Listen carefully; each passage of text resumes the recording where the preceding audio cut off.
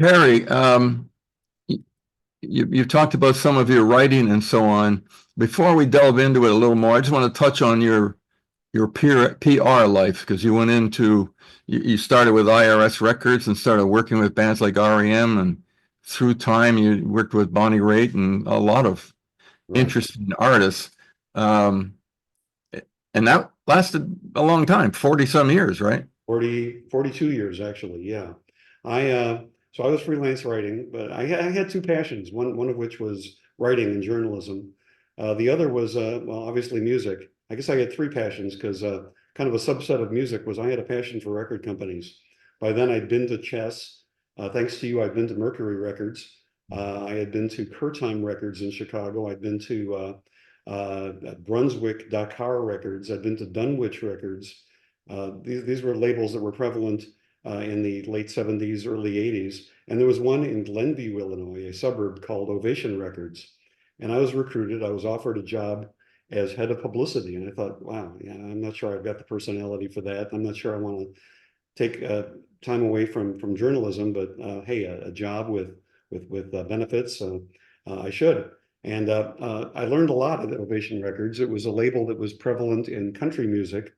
I, I really didn't know much about country. I knew a lot about rock and roll and blues and a little about jazz maybe, but country, not so much. So thanks to having Grammy winners, platinum sellers, the Kendalls and Vern Gosdin, I learned a lot about Nashville as a Chicagoan. I got to go down there a few times.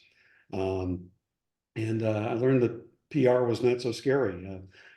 Basically, I had three things on my desk. I had a Rolodex, a telephone, and a cup of coffee. The third being the most important of those. And I got to know everybody in the press. I got to travel some.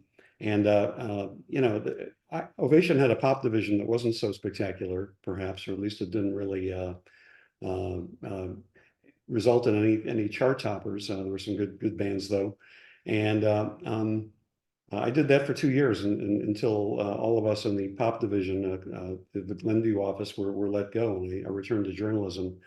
One day, I received a press release. When you got press releases in the mail, and you had to open them with a letter opener, and they weren't just emailed to you. There was no email. So this is 1984. There was a publicity director vacancy at I.R.S. Records, and I thought, wow, I.R.S. is my favorite label. I mean, I love the Go-Go's, and there were a couple of Chicago artists, Skafish and Las Mona Rees. I love Buzzcocks.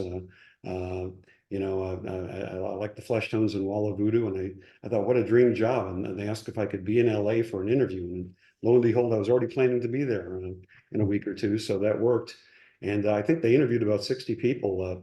Miraculously, I got the offer. I still can't believe it, but it was an offer that changed my life. I moved from Chicago to Los Angeles, and I've remained in or near Los Angeles now for 40 years. That's when I took my walk at Venice Boardwalk, where I found and find, but I did, for my own purposes, discovered a couple of street singers.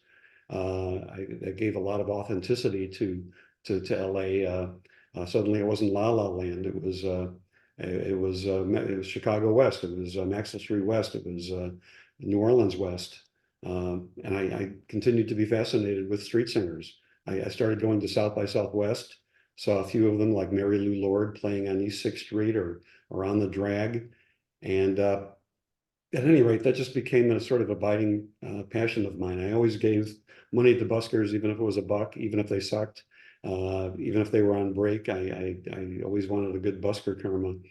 So Hang on just for a sec. Being radio, we need to break away for a little bit for a commercial, but and we are going to go out with some music from Arvella Gray, who blind Arvella Gray, who you mentioned earlier, and was a pretty big factor in your life because it's the first story you got published. Is that right? that's right. Story on Blind Orville Gray ran in the very early Chicago Reader, the alternative weekly newspaper of Chicago, still around, still publishing. And this was an issue number like 10 or 11. All right. Well, we'll listen to John Henry by Blonde Arvella Gray on our way out, and we will be back in a minute. Mike Gormley Show.